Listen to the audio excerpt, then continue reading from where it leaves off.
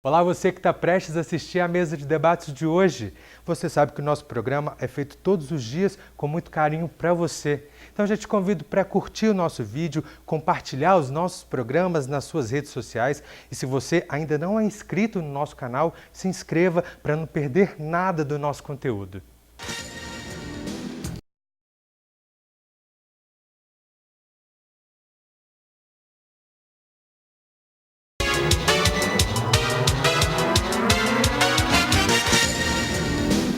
Olá, hoje é quinta-feira, dia 11 de abril, está começando mais uma mesa de debates aqui pela TV Juiz de Fora. Já quero agradecer a você que está ligadinho no nosso canal no YouTube ou na nossa página no Facebook. Muito obrigado. Hoje a gente conversa sobre o Dia Mundial de Conscientização da Doença de Parkinson. Agora eu apresento para vocês os nossos debatedores do programa de hoje. Tudo bem, Cíntia? Tudo bom? Muito bom estar aqui mais uma vez. Saudar a todos vocês da mesa, Sérgio, Leandro, Caio. Obrigada pela oportunidade. Eu que agradeço. Oi, Sérgio, tudo bem? Tudo bem, agora recuperado, semana passada eu estive ausente, né, por questão de saúde. Perdeu a nossa... Foi bacana, né? Fiquei sabendo, parabéns pela condição, foi muito bacana. Eu assisti os vídeos, espero que vocês tenham assistido também. Prazer enorme estar aqui com vocês hoje, da presença do amigo, doutor Leandro.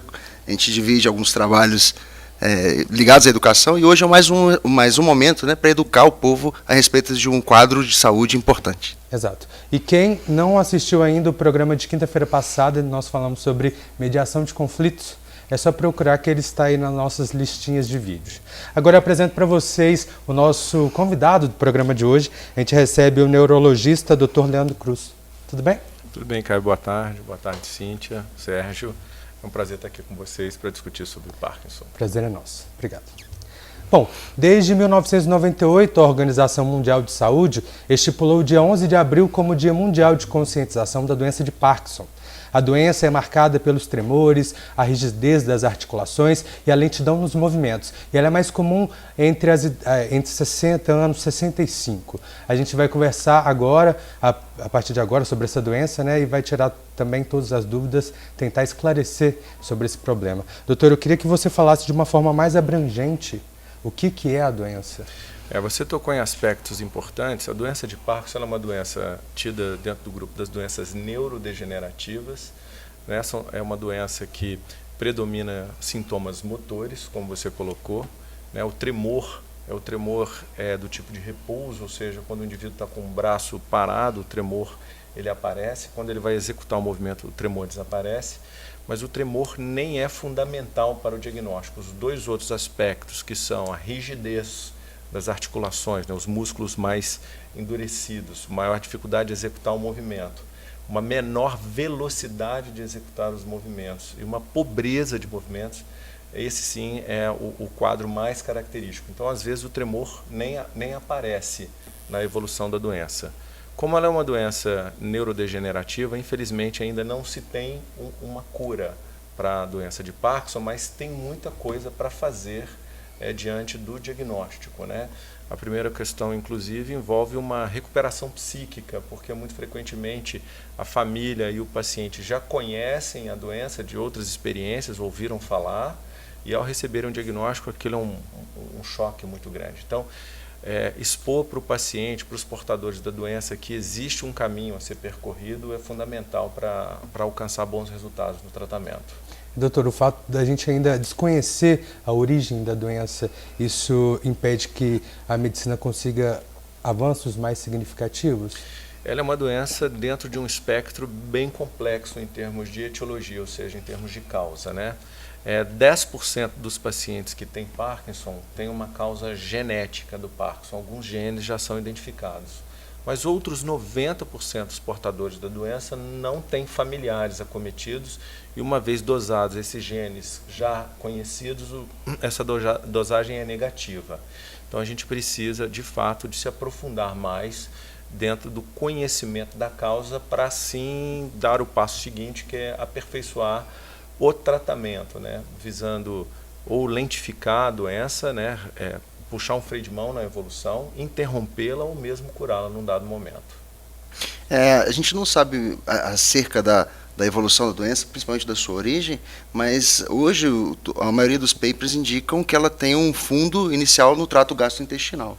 Existem, de fato, alguns estudos, Sérgio, nesse sentido, mostrando uma origem possivelmente no trato gastrointestinal, né, ou possivelmente algum tipo de proteína, algum tipo de elemento que a gente ingere, ascende por 2 nervos que começam no intestino e vão até o cérebro, chamados nervos vagos, e começa assim uma cascata degenerativa no tronco cerebral, que é uma parte lá do encéfalo, né, fica logo abaixo do cérebro, e essa cascata neurodegenerativa compromete um neurotransmissor que é chamado de dopamina.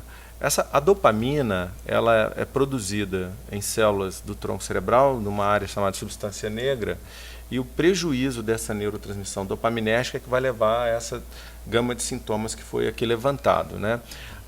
A dopamina ela pode às vezes começar a cair no indivíduo e ele ficar assintomático. Então, muito frequentemente, essa cascata neurodegenerativa pode anteceder em até 5 anos o aparecimento da doença em si, né? Porque a doença só vai aparecer quando a gente já tem menos de 50% de dopamina nessa área cerebral. Essa hipótese intestinal ela vem sendo estudada, né, por conta da relevância dos estudos que compararam pacientes que fizeram vagotomia, ou seja, cortaram o nervo vago, e indivíduos que têm o nervo vago intacto. Parece que esse grupo de vagotomizados, de pacientes que tiveram o vago cortado, porque usava-se esse tratamento para úlcera antigamente, e esse grupo tem menos Parkinson, então esse é um dado bem relevante que vem sendo explorado na ciência atual. Mas é precoce dizer que algum tipo de conduta alimentar, algum tipo de hábito alimentar possa influenciar positiva ou negativamente na evolução do Parkinson?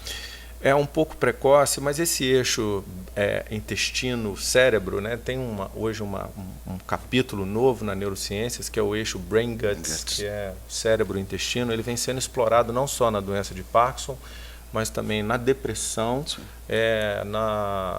nas demências e na doença de Parkinson e outras tantas.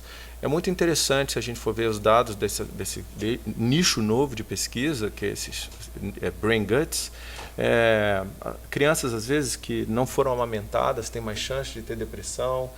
Crianças que usaram antibiótico muito precocemente, em doses elevadas, também modificam seu espectro de microbiota e aumentam a chance de outras doenças no futuro. Então, esse é um nicho novo. Não é precoce, né?